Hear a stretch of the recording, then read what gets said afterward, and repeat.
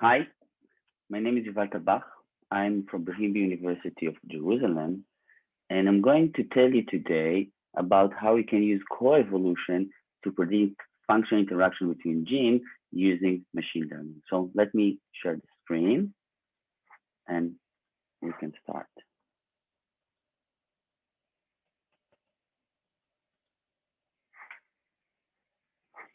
Okay, so before I'm going to tell you about everything that we are doing, let me give you some background. So in the coming year, we are going to have really explosion, as you probably know, really explosion in the amount of data or genomic data that we are going to have. And this is include close to 1 point, or the prediction is that we are going to have more than million species that's going to be sequenced in the coming year. This is a really revolution. And despite a lot of work that have been done in the past year, using the information from all these species is very limited. This amount of data is really going to revolution many aspects of biomedicine. For example, using all this information is a really powerful, can give us a new way to associate the genotype to phenotype, and of course, its connection to the environment. Using this data, we can also predict gene function and interaction, answer many evolutionary questions, and maybe with the hope to move from biomimicry, the fact that we look at birds and try to mimic how they fly, to genetic biomimicry, to understand how species have their specific trait and really capture it, really use the genetic tools to mimic it. Now, one of the things that frequently people ask me when I'm giving this talk is, why do we need all these genomes? What kind of information we have all this genome? And my lab is actually analyzing hundreds and thousands of species in order to understand different questions. So the question that we are asking is, for example, using comparative genomics, is, for example, there are certain species with really amazing traits. What you see here is a koi fish, is an organism or fish that live up to 200 years. Here you can see the water bear or the tardigrade, an amazing species that can survive in space and survive in other extreme environments like cold, heat, and so on. Here in the middle, you can see the naked mole rat, an organism that actually is resistant to cancer.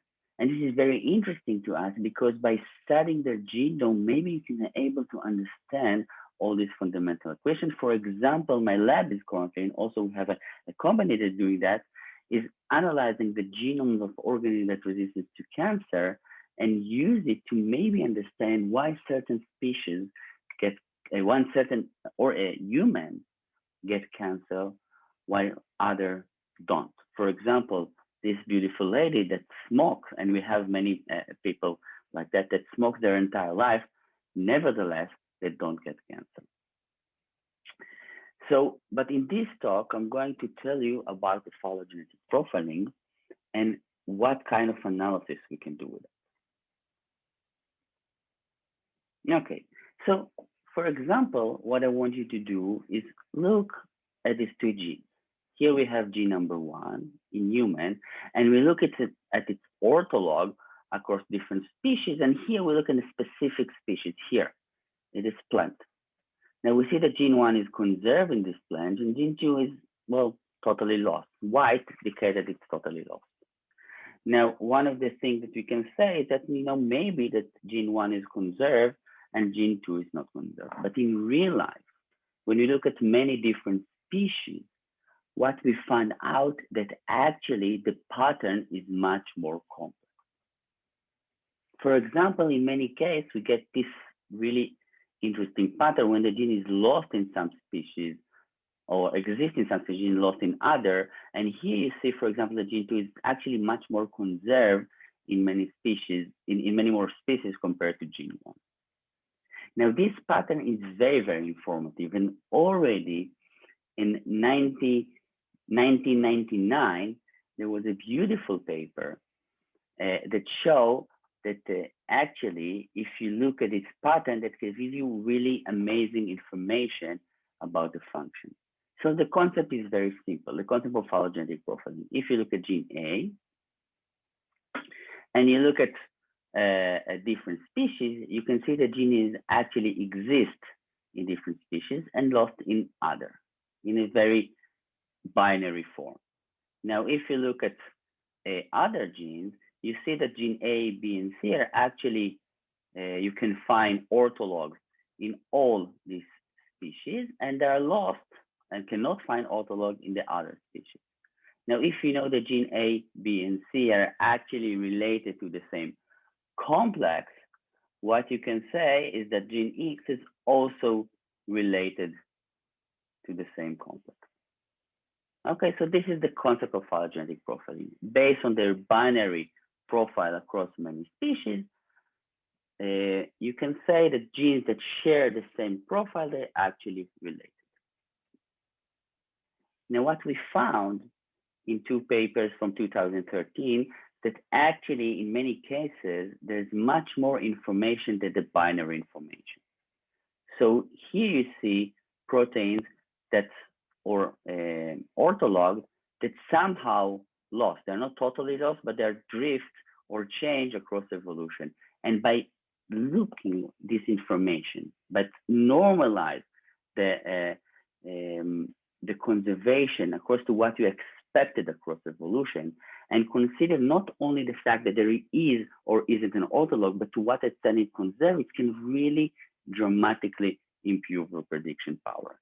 So there are two main things that we identify. The first is that if we use, instead of binary continuous scales of conservation, we can improve prediction. So life is not just blue and white, but there are many different scales. And also another thing that we need to do is when we are using phylogenetic profiling, we need to take into account the evolutionary distance between the species. For example, what we expect, the conservation that we expect between human and mouse is very different than the conservation that we expect between human and yeast, okay? Another thing that we saw is that in many cases, if you look at gene 1 and gene 2, they are not co-evolved, they not show the same co-evolutionary signal across all the different species. Here you can see, for example, and gene 1 and gene 2 are actually show similar pattern only in animal and plant. In fungi, this is lost. In many cases, we also found that the co-evolution gene that we know that are actually found in human or interact in human show the co-evolution signal in different parts across the tree of life. For example, here you see that gene 1 and gene 2 don't show any co-evolutionary signal in animals, but they suggest, but they're so co-evolution, they lost and retain together in plant and in fungi, and here is also only in plant. This is suggest that maybe in animals, for example, the signal or one of the genes start to get different function or it change, but this, but the fact that we get these signals in other part of the tree of life is really extend dramatically our ability to predict that these genes in human, in other species are actually interact. And using this concept, we were able to identify genes that related to the homologous recombination repair machinery or gene that actually important to DNA repair. And this is published in the genome research. After we identified that, we realized that there are other questions that are result from this insight. The question is as follows. So should we really use different clades or looking at local coevolution? So the coevolution in some part of the tree, and if this can improve the function, are different clades are complementary in their ability to predict functional interaction, or maybe the fact that we are looking in only in animals or only in plants or only in fungi will all give us the same information or but in different strengths. So or the other option is that we can use the fact that two genes are co-evolved in plants, give us an additional information compared to the same analysis or some other co-evolutionary signal that we get in fungi, for example. Also, another question is, what are the difference between the clades? Are certain clades are better suited to predict some pathways while others not? Of course, we know that if we're talking about the immune system, we know that the immune system, many parts of the immune system are really new in evolution. So for that, there is no reason to look at co-evolution in things like plants or fungi and so on. So it's clear that some pathways are more conserved than others, and the result of that, it can give us different clades, can give us maybe different information. So in order to answer this question, we developed an algorithm that look at co-evolution at different clades. We analyze different parts of the tree of life, and that was published in NAR Genomics and Bioinformatics. And we have a web tool that can help you to put your gene and find the set of genes that co-evolve with it across each one of 16 different clades. And by that, you can really look at your co-evolution at the specific pathway. And what we actually found is that these are the cases. So different clades can predict different things. We can use information for different clades to improve dramatically the prediction power and so on.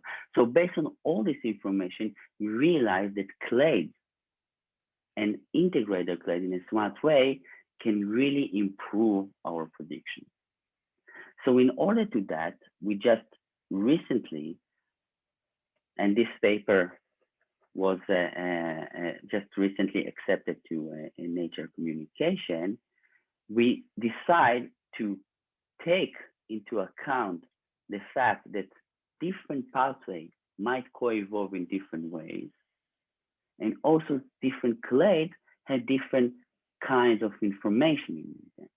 So in order to improve our ability to predict phylogenetic profiling or predict function based on phylogenetic profiling, we developed a machine learning based phylogenetic profiling, which we call the MLPP. So MLPP integrates phylogenetic profiling signals for 49 different clades and in 154 eukaryotic species. The concept here is very simple. The first thing that we do is divide the tree of life or the eukaryotes into 49 non-overlapping clades, or to some extent non-overlapping clades. So we look at, for example, in animal, we divide it to some group. And then using this information for each gene, we associate the correlation based on each one of these clades. So we have 49 matrices that describe each gene against all the other genes and the correlation between them. Then we apply different machine learning algorithm, and we try to see if we can really capture the information or capture known pathway. In this case, we look at the interactome. We try different models, different machine learning algorithms, and what we found is the random forest is show the better performance compared to all the other algorithms.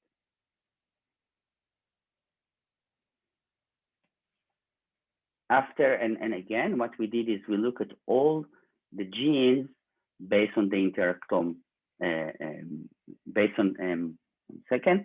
So we look at all genes based on the interactome and use our algorithm to see if we can really predict the connection from all this data.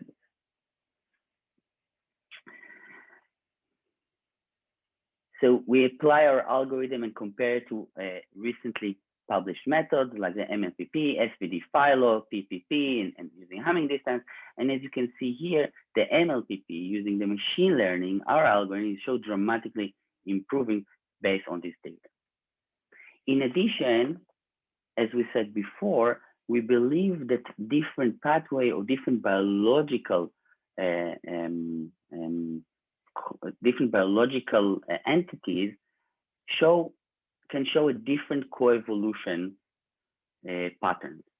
So in order to see what we can, if we can get better results by training specific one pathways, we look at the reactome here at the top level pathway. There are 12 top level pathways, which include more than 500 genes. And what we did here is train our algorithm on this pathway and try to see if we predict our power to predict this specific pathway. So look at genes, what we call in complex or cell cycle on DNA repair. And you see that we got really fantastic results. What you see here is the AUC when we compare our machine learning phylogenetic profiling to the normalized phylogenetic profiling, the paper that we published in 2013 in Nature. Just to give you an example, if you look at the KEG fatty acid metabolism, you can see that here you find all the genes. You can see that there is much strong interaction between the genes compared to using the MLPP compared to other approaches. Specifically, if we look at KEG pathways, you see, and you compare the Nature 2013 to our recent method, you see that in most of the cases, our result with the machine learning is much better. Another thing that we can get from the analysis is not only look at who the genes that co-evolve, but also to predict where is the signal. For example, in most of the cases, the signals come from the fungi here, as you can see, much better than any other clade. So here is an example.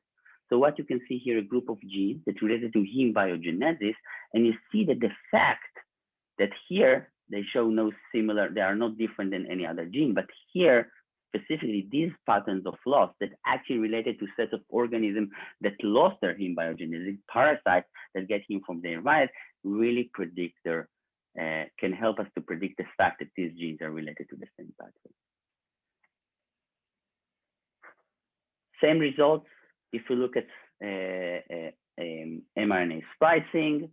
You see many genes that here are genes that are known to be related to mRNA splicing. The same thing that we do on genes that are totally unknown. So we look at the ignorome group of genes that are poorly annotated and use this algorithm in order to predict genes to be related to different pathways, as you can see here. Many of the genes we were able to get some evidence they are actually related. And also we look at specific DNA repair, validate some of the results. And finally, what we got is that we realized, and when we analyzed the data, that most of the information comes from parasites that lost many of the species of this pathway. The signal for parasites dramatically improve our ability to detect coevolution. So, and finally, clade-wise phylogenetic profiling improve performance.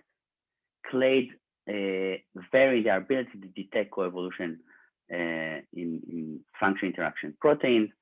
Many pathways are better predicted if we look at different clade instead of all eukaryotic. We use this to analyze the ignorome and derive evolutionary insight. And the people that actually did most of the work is Doron here, Tomer, and other people that involve are Irene and Elad. And by that, I really want to thank you.